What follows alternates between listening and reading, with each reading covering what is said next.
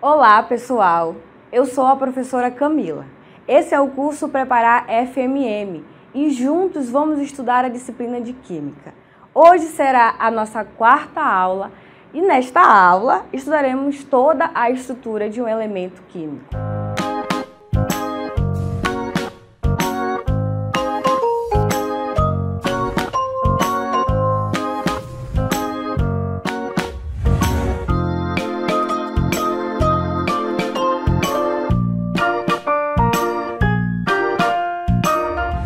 Você sabia que as principais características de um átomo dependem do seu número atômico?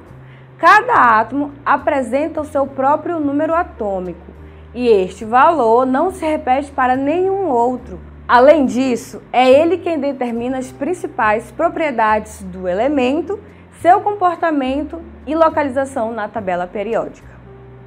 O número atômico é representado pela letra Z.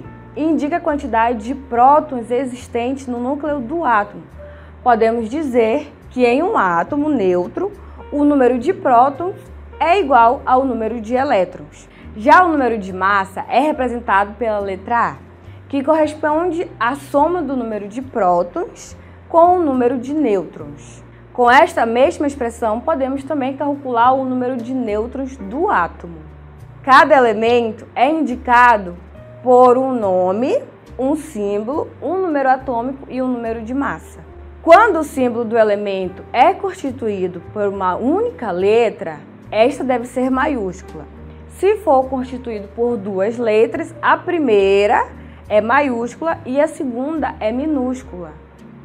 Para a representação de um elemento químico, encontramos na parte superior o número de massa, podendo ficar qualquer um dos lados do símbolo. E na parte inferior, o número atômico sempre do lado esquerdo.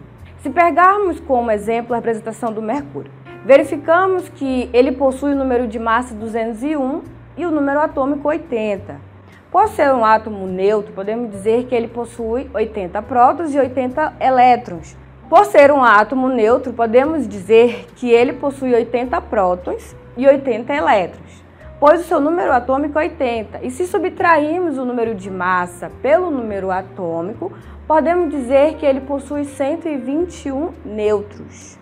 Quando o átomo deixa de ser neutro e adquire uma carga elétrica, ele transforma-se no que chamamos de íon. Para isso acontecer, o átomo pode perder ou ganhar elétrons. Quando o átomo perde elétron, o íon terá carga positiva e será chamado de cátion.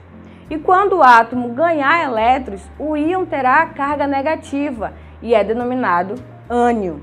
Como, por exemplo, temos o íon ferro 3+, que é um cátion, o que significa que o ferro perdeu 3 elétrons para produzi-lo. Um outro exemplo é o íon oxigênio 2-, que é um ânion, significando que o átomo de oxigênio ganhou 2 elétrons para produzi-lo. Podemos observar algumas semelhanças entre eles, que podem ser o número de prótons, número de nêutrons, número de massa ou número atômico. Vamos aprender o significado de cada tipo de semelhança agora. Isótopos. Átomos que pertencem ao mesmo elemento químico apresentam o mesmo número atômico, ou seja, o mesmo número de prótons, e diferentes números de massa. Podemos perceber nos isótopos o carbono. A semelhança é o número atômico, que é 6. Isóbaros, átomos que possuem o mesmo número de massa atômica, no entanto, o número atômico é diferente. Observando elementos carbono e o nitrogênio, podemos perceber que eles apresentam um número de massa igual a 14, sendo, portanto, isóbaros. Isótonos, átomos que possuem o mesmo número de nêutrons, mas diferente número atômico e de massa atômica. Por exemplo, nós temos o boro e o berílio. Aparentemente, não vemos nenhuma semelhança entre eles, mas quando calculamos o número de nêutrons, descobrimos que eles são isótonos. E para completarmos o estudo da estrutura atômica, os átomos apresentam em torno do seu núcleo umas regiões denominadas eletrosfera. Essa eletrosfera é dividida em 7 camadas eletrônicas ou níveis de energia. Do núcleo para fora, tais camadas são representadas pelas letras K, L, M, N, O, P e Q. Em cada uma dessas camadas, poderemos encontrar o número máximo de elétrons, conforme observamos na tabela. Os elétrons de um átomo são colocados inicialmente nas camadas mais próximas do núcleo. Por exemplo, o sódio, ele tem o seu número atômico 11, ou seja, 11 elétrons. Distribuídos em K, eu tenho 2 elétrons, L eu vou ter 8 elétrons e na camada M eu vou ter apenas 1 elétron. O outro, por exemplo, é o bromo, que nós temos o número atômico 35, que indica também 35 elétrons, assim distribuídos. K eu possuo 2 elétrons, no L 8 elétrons, na camada M eu tenho 18 e na camada N eu tenho 7. Verifica-se que a última camada de um átomo não pode ter mais de 8 elétrons. Quando isto ocorrer, devemos colocar nesta camada 8 elétrons e o restante das camadas seguintes. Por exemplo, nós temos aí o cálcio, tem 20 elétrons, inicialmente assim distribuído. K, 2 elétrons, L, 8, M, 10.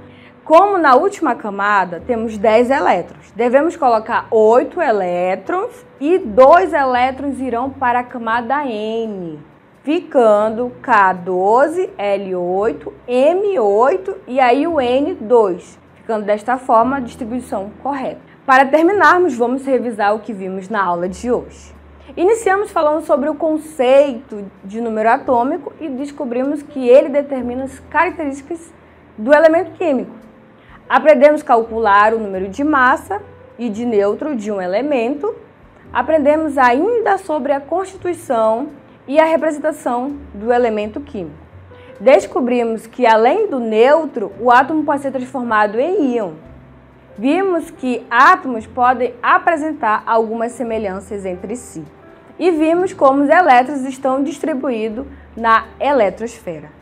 Ficamos por aqui, nos vemos na próxima aula. Tchau!